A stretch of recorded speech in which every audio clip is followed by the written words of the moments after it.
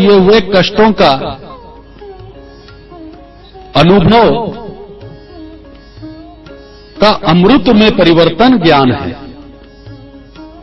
सच्ची शिक्षा वही दे सकता है जो भोगा हो, और सच्चा ज्ञान वही बांट सकता है जिसने आत्मा को चिंतन के साथ जोड़ते हुए अनुभव के आधार पर कृतिपूर्ण समाज और कृतिपूर्ण मानव के रचना की कल्पना की हो। सद्गुरु दत्तात्रेय का मूल जो चिंतन था और मूल जो आधार था वो था ज्ञानदान, और इसलिए इस महान तपस्वी, इस महान योगी को अगर सच्चे रूप से अगर आपको देखना है तो सबसे पहले आपको प्रथम सीढ़ी पे एक बात का विचार करना बहुत आवश्यक है। आज वर्तमान में ऐसी कौन सी अवस्था है कि जिसका विचार करने से हमारे को इस योगी तत्व का व्यक्तित्व समग्र रूप से स्पष्ट सामने दिख जाएगा। मूल समाज में आज आंखें हैं पर आत्मा नहीं। मूल समाज में आज आंखें हैं पर आत्मा नहीं। इंसान है पर मानव नहीं। मात्र शारीरिक हलचल करने वाले दो पैर के व्यक्ति को जो कि वस्त्र धारण करता हो, आधुनिकता और विकास का पैरोकार बना हो, उसे मात्र मानव बोल देना यह सरासर मानवता का अपमान होता है। मैं पूर्व में ही सूचित किया था और पूर्व में ही मैंने संकेत दिया था, दत्त जयंती है, पर्व है, आनंद की बेला है, मानव है, राष्ट्र है, समाज है, विश्व है, सृष्टि है, प्रकृति है, फिर भी आज मानव क्यों अकेला है?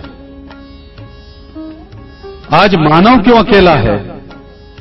जब मानव को साथ देने के लिए उसका परिवार साथ में खड़ा है, जब मानव को शिक्षा देने के लिए, दीक्षा देने के लिए और ज्ञान देने के लिए उसके साथ उसका गुरु खड़ा है, जब विपरीत परिस्थितियों में, संघर्षमय स्थितियों में उसका साथ देने के लिए उसके साथ धर्मपत्नी है, और अपने पूर्ण यौवन काल को पार करने के बाद अपने कर्म चिंतन करते समय उसकी सेवा के लिए उसके पास पुत्र और पुत्री है, साथ में आनंद से परमानंद की स्थिति को प्राप्त करने के लिए जब माता और पिता है, और वासनामयी स्थिति को पूर्णतः त्यागने के लिए जब बहन बांधव का एक रिश्ता है, फिर भी आज का मानव क्यों अकेला खड़ा है? क्यों अकेला खड़ा है? विविध माध्यमों के और विविध स्थितियों के माध्यम से वो शांति की स्थिति क्यों तलाशता है और किस रूप में तलाश रहा है? राष्ट्र है, समाज है, मानवता है, रिश्ते हैं, सब स्थितियां हैं, परंतु हमारी स्वतः की स्थितियां क्यों स्पष्ट नहीं? दत्त जयंती का पर्व मनाने आए हुए समस्त सूर्योदय परिवार के बांधवों से मैं एक विनती करके पूछता हूं कि ये अपने कलेजे पे हाथ लगाकर रखकर पूछ लें कि आज इन्हें किसी बात का भय नहीं। इनके प्रश्न का उत्तर इन्हें स्वयं मिलेगा। ये भयभीत हैं, ये आज भी आशंकित हैं, और आशंकित हैं तो उसका मुख्य कारण यह है कि तुमने सद्गुरु दत्तात्रेय के व्यक्तित्व को और चरित्र को कभी नहीं पढ़ा, नहीं तो आशंकित नहीं होते। मूलतः हम एक दूसरे को चिंतन बोध समाप्त हो जाने के कारण हम बाह्य स्तुति में लग गए हैं। गुरु शिष्यों को इसलिए संभालना चाहता है कि उनकी संख्या घट न जाए, और शिष्य कहीं ना कहीं इस आधार पर गुरु तत्व के पास आते हैं कि हमारी पूर्तता का साधन कहीं यह तो नहीं, और इस आधार पर गुरु शिष्य के अगर वर्तमान युग में संबंध बनते हैं तो वर्तमान युग में दत्तात्रेय के व्यक्तित्व की कोई प्रासंगिकता नहीं बचती है। ये वो व्यक्तित्व है जिसने प्रत्येक स्थिति में गुण धारण के माध्यम से गुरुत्व की शिक्षा प्राप्त की है और एक आदर्श शिष्य बनकर एक अच्छे व्यक्तित्व में, एक अच्छे महामानव के रूप में, एक श्रेष्ठ योगी के रूप में समाज को ज्ञान दान की दीक्षा दी है। पर मूलतः आज हमारे प्रशंसा का आधार क्या बचा है? आज हमारे को समस्या मालूम है, प्रत्येक मनुष्य को समस्या से अवगत है। मैं आज यहां पर यह नहीं बताना चाहता कि आज स्थिति क्या है। वर्तमान परिस्थिति में और वर्तमान स्थिति में समाज की क्या परिस्थिति है, राष्ट्र की क्या स्थिति और मानवता किस दोराहे पर खड़ी हुई है। मानवता शब्दकोश में बहुत अच्छा दिखता है, परंतु कृतिपूर्ण समाज के निर्माण करने में मानवता का दुष्काल पड़ा हुआ है। मात्र मानवता के लिए उपदेश देने से और ग्रहण उपदेश सुन लेने से मानवता नहीं आ जाती। हमारी अवस्था तो ऐसी हो चुकी है कि क्या आपके गांव में एक नदी है तो हम बोलते हैं कि हां है। उपदेश देने वाला यह भूल जाता है कि उस नदी में पानी है कि नहीं पूछ लें, और सुनने वाला यह भूल जाता है कि मेरी नदी में पानी है नहीं है, यह उपदेश देने वाले को या पूछने वाले को बता सके।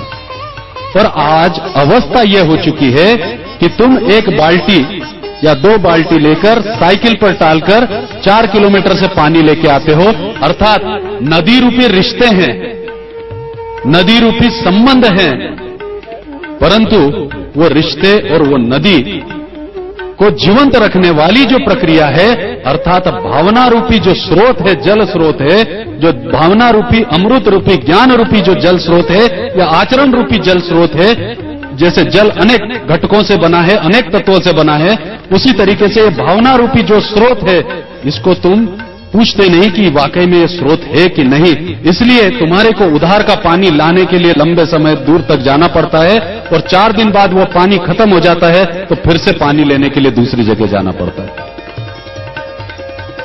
मूलतः अगर आपने भाव रूपी जल और जल रूपी भाव का सम्मान किया होता तो तुम्हारे घर के अंदर की बावड़ी कभी सूखी नहीं होती या तुम्हारे गांव की नदी कभी सूखी नहीं होती। ठीक उसी प्रकार से ज्ञान के नाम पर और शिक्षा के नाम पर हम डैम बना रहे हैं जिसमें चिलचिलाता हुआ, चमकता हुआ पानी दिखाई देता है, परंतु हम ये भूल जाते हैं कि इस जल को आगे नहीं छोड़ा तो आगे की सारी नदी सूखी हो जाएगी और पूरी प्रकृति बंजर हो जाएगी। मानवता बंजर इसी रूप में सामने आ रही है। मात्र हम वही विचार कर रहे हैं कि ये डैम बांध लेने से 10,000 हेक्टेयर, 15,000 हेक्टेयर पानी मिल जाएगा। हम भी यही सोचते हैं कि विशिष्ट लोगों को दीक्षा या शिक्षा देने से सारा समाज पल्लवित हो जाएगा। आज तक अगर हम देखें तो समाज का अंतिम वर्ग चिल्ला चिल्ला कर पूछ रहा है, क्या धर्म, अध्यात्म, सामाजिक प्रक्रिया, शिक्षा, स्वास्थ्य, इस पे क्या मेरा मौलिक अधिकार नहीं है? क्या मेरी मौलिक विचारधारा नहीं है? जरूरत है हमारे को मानसिकता बदलने की। स्वार्थ जनित रिश्तों से अब हमारे को विचार करना जरूरी हो गया है कि हमारा जीवन का आधार हम कैसे तय करें। मैं पूर्व में कहा था कि गुरु दत्तात्रेय का पावन पर्व को अगर आपको आनंद से परमानंद में बदलना है तो उसकी प्रथम सीढ़ी होगी कि आप अपने स्वार्थ का त्याग करें।